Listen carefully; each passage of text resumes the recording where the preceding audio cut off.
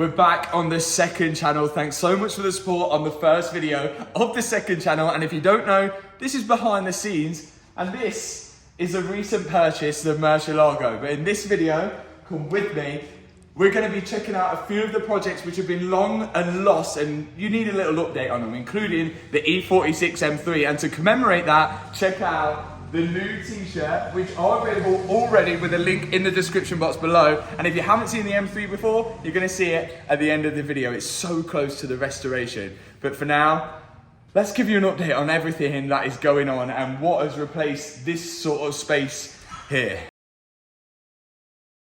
You join me in unit number 2 with the E24, and it's an absolute mess. We've not really made any progress on this car since we pushed it into this unit, and there's still bolts kicking around everywhere. I've since had some new ramps put in, and these are actually better than the ones I've got in the other unit. I wish I got these in the first place. These are like low rider ramps, so they sit really low and you can get low cars in there, and it's just better. Look, the things at the top, there's no bar along the bottom.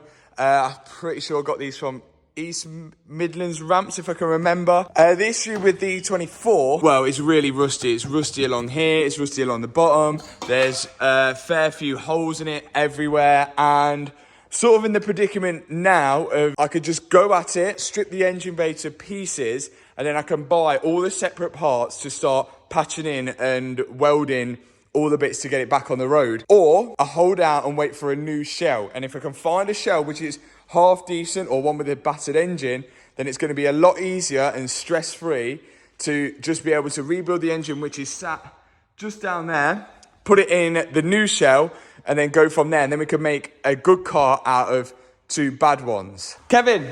Hi! Oh, he fell. So we're going to clean up this unit, then we're going to move on to the other cars in the other unit. Okay, the unit is a little bit cleaner now. We've just dropped the engine back into the E24. That bike is Baz's. Baz is going to take that. So we should have space, potentially, for a Murcielago. Whilst this, we wait for a new shell. Now, I was going to turbo this. That was the plan. Let me just lift this bonnet up and then I'll show you. So to turbo these engines, it isn't that hard. What I've learned is that it's easy to turbo a left-hand drive one. So with a right-hand drive one, you've got all your brake master cylinder and everything here, your steering rack which comes out here, but then also the exhaust manifold on this engine comes out here. So the turbo would have to sit on this side. And of course, all of this is all in the way. So unless you have the turbo mounted up here with a hole in the bonnet or something like that, it's going to be very difficult. Whereas the left-hand drive boys, they have got everything on this side, steering rack, pedal box, that sort of stuff on that side. So then you've got all the room to put a turbo there. So that is the issue. So I'm thinking new shell, rebuild this engine back to standard, manual conversion, and you guys will see in the main video what the actual plan is for this. I don't want to give it away too soon. I need to put this bonnet back on. And we're back in the unit. Just finished up filming the Porsche video, actually got this running. Me and Liam are basically mechanics. We've got the cooling fans on. At this point, you probably won't have seen yet. Maybe you will, maybe you wouldn't. This has just arrived, and this is actually going to be a second channel video. Quicksilver have sorted it out with, I think it's a back box, or it could be the rest of the Aston Martin exhaust, but I really want to see the exhaust tips. We got what we got. Quite small. Yeah, man. Oh, they are small though, aren't they? But they might look big on the car. Carbon fibre exhaust. Well, they're certainly better than what's on it. Go on, Jordan. Yeah. Absolutely sensational. Go on, stand up. Yes. Is that yours, Chris? Yeah, I just lent it.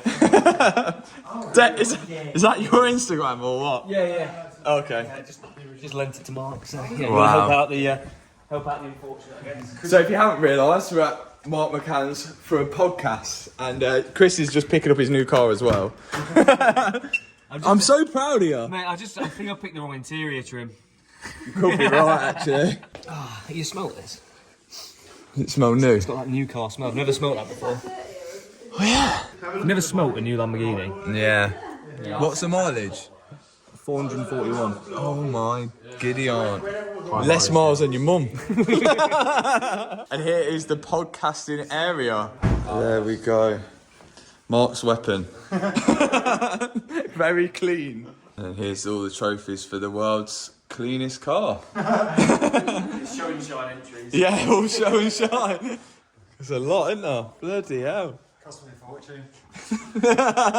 All these detailing awards. Yeah, what the hell is that? Do you even know what it is? What is that? I feel old now. No, that's the top. Is that what they use on Top Gear to go around offices and that? C5. How do you sit on that? How do your legs go in the handlebars? We have to steer under your legs. Yeah. Okay, yeah, that makes sense. Oh, yeah. Matt, what have you got to remember? Not waffling.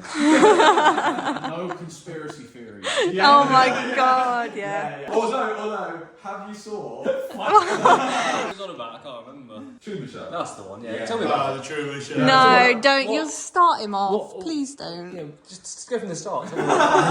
Ready? I'm ready. Of course, our special guest, Matt Armstrong. Welcome. Thanks for the invite. And a good introduction. Was that alright? Yeah, I like that. Do I get a job? And we're back in here. E24 is out there now, and Liam is here because before we get the next car in here, which you guys may have seen already, I'm assuming you probably have seen already, we are doing the lights so we can actually work in it. Actually, there's no point in me even hiding it because the engine for it is here, which we've got to rebuild. Liam's building up scaffolding. We're getting some big spaceship lights in here, so we should have some nice lighting. We've already got some on the side. There's the boot for the Lamborghini. Yeah, it's going to be loads better than your side, Fabian. Yeah. Loads better. Look at, we've got the floor in. This is from Garage Star. I've got this floor in the other unit. This is like a plastic floor. It is actually mint and it lasts really well. This is what's going on here today. Liam, any words? So we're going to brighten up the place so that We got some technical because people might want to know what's some technicals. Here, I'll take the camera. I'm trying to put a scaffolding on here. But what lights are we going for? What light? So we've got what you like to call spaceship lights. Spaceship lights. Yeah.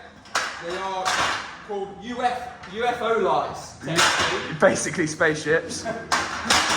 For the electrical technical specification, they are 100 watt. Yeah. I don't know how many lumens they are. If you're that bothered, I can find out. Yeah. But they are going to really Just well make it on up. this clip. Make it up how many lumens. Let's say 5 million. Are you a qualified electrician, Liam? I like to think so. Yeah, because you'll get that. I'm a People qualified electrician. people will say that you won't. Yeah, so we've got an electrician here. He isn't just like a guy. You know he's an electrician because we've already had it, because look at that. Whoa! Yeah, I'm gonna stay out of this. Liam has completed the lights. It is nice and bright in here. Hey Kev and Mav. Here's Kevin. Here he is. Way. Oh, and here's Mav. Here we go.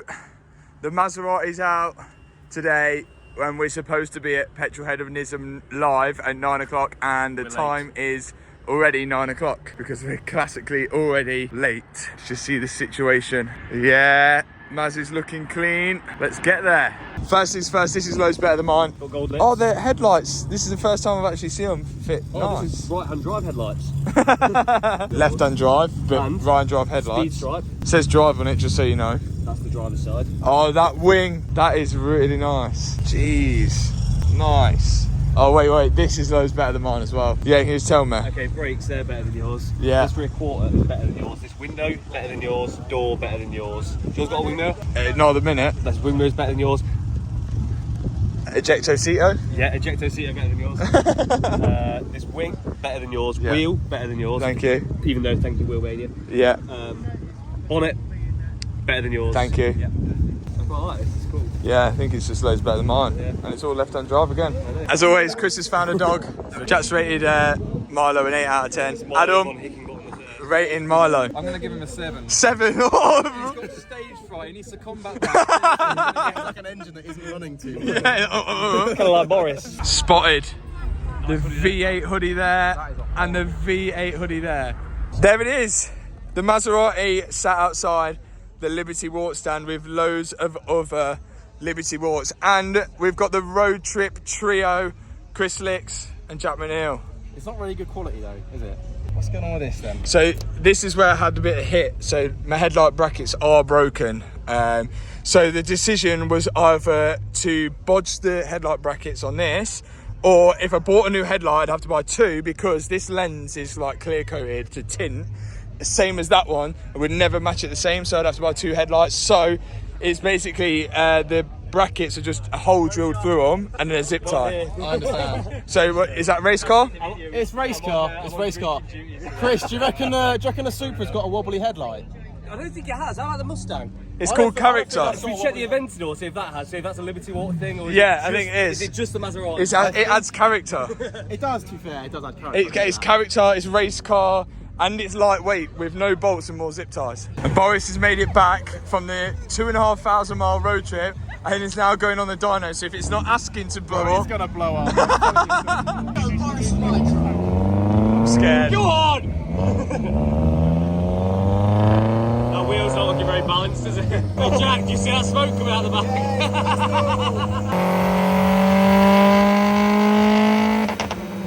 I'm saying 17.4. Does that not sound like... It does sound. It sounds so good.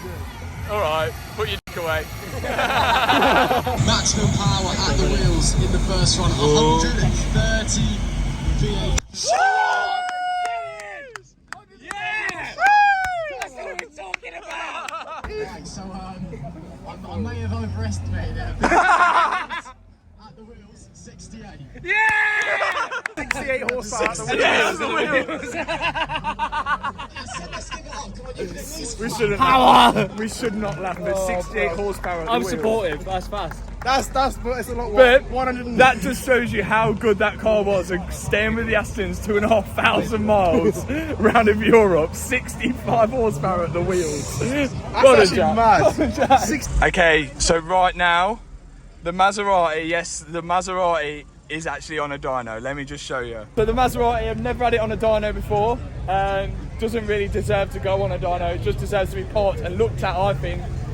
I think these should be around 400 stock. Stood about 69,000 miles. We've absolutely thrashed it. I think, estimate, at the engine, 350 brake. It's a lot of weight, but we'll see.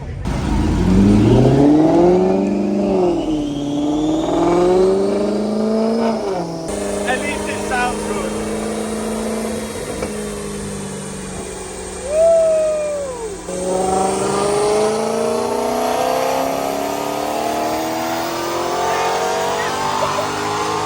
Well, that was so loud actually. You don't realise how loud the Maserati is until you're outside. I'm deaf, it's so loud back there. I feel like everyone standing over there is so brave. That was screaming. It was screaming, yeah. Where's your little screen at? I want to see what it's doing. I want to see It what sounds it's 1,000 horse, so it's alright. Yeah. Engine, we should be. No, wheels, to go for wheels. Oh, we're going at the wheels. So 210. I said 298 at the wheels. You said 210. At the engine, the best pull it did was 439. Whoa! More than Whoa! stock. Wow! More than stock. 220 at the wheels. Yes! What? Because of those wheels. God, they're massive. It's because of the wheels. It ran more power. 430 the engine. These are 400 stock. At the wheels, we'll ignore that. 200 and something. But 430 brake, which is 30. No, it's actually 25 brake more than what it should be at the engine. It's a lie. Thank you. Thank you. It kept this car well maintained. And now I'm off to the body shop to go and check up on the E46 M3. You haven't seen it on the main channel in a while. The last thing it needed was it needed a full going over with the bodywork. We've done everything mechanical to it. It just needed a full strip down, and that is exactly what it's getting here. It's going to be fully stripped down, windows out, everything, back to be painted the Laguna Seca blue as it should be. But this should be mint. Apparently it's in bits at the moment, so we'll soon find out what it looks like. So here is the E46 M3, kind of going backwards to move forwards really. Everything is fully stripped apart. Bumpers, lights, trims, everything is off. It still looks not so bad on this camera, to be fair, but if you look closer, there's loads of lacquer peel here. There's lacquer peel at the top. All these trims were no good. Windscreens came out, all the windows that came out, rear windows that came out. Again, these are all going to need to be replaced, looking nice and clean. I think these were black. I think we're going to go everything back to chrome. I'm still thinking what colour to do the calipers, I'm not too sure. But yeah, it's this is the sort of point of the work what I can't do, the painting, which takes a lot of skill and a lot of experience to do. All these, I think, will go back chrome, get it all back original, but it's not looking so bad. But I do miss this car. Look at the interior, it's fully stripped out. Obviously the glass looks like it's been broken when it's came out, but it's bound to happen on these cars of this age. But it's the start of the beginning, I think. But look at all of this. It's gonna look absolutely mental when it's done, and look, well, it looks how it should do. But the annoying thing is that it doesn't look so bad on camera, but when you do come up closer, you can see where all the lacquer's gone, and that's about it really. You can't really see the headlights or anything like that. We already did the lenses. But that is the condition of the M3 so far, and it's just a little update for you guys, because on the main channel I know a lot of you have been commenting saying where's the M3 or where are the other cars. Well, now you know, and it won't be long until it's back on the road and looking fully original, which is, well, it's going to be exciting. So as I mentioned on the main channel, I'm going to need your full support, especially with this build. And don't forget, the limited edition E46 M3 t-shirts, which I'm wearing now, are now available. I've popped a link in the description box below, and there's only a limited amount. Thanks so much for watching this video. We'll see you in the next one. I could be your alpha, I could be your Romeo. Tell them boys back up, I ain't going nowhere. I'ma fly that back up, put it on your story, so all your friends see it, everyone can see it. And we going and going and going.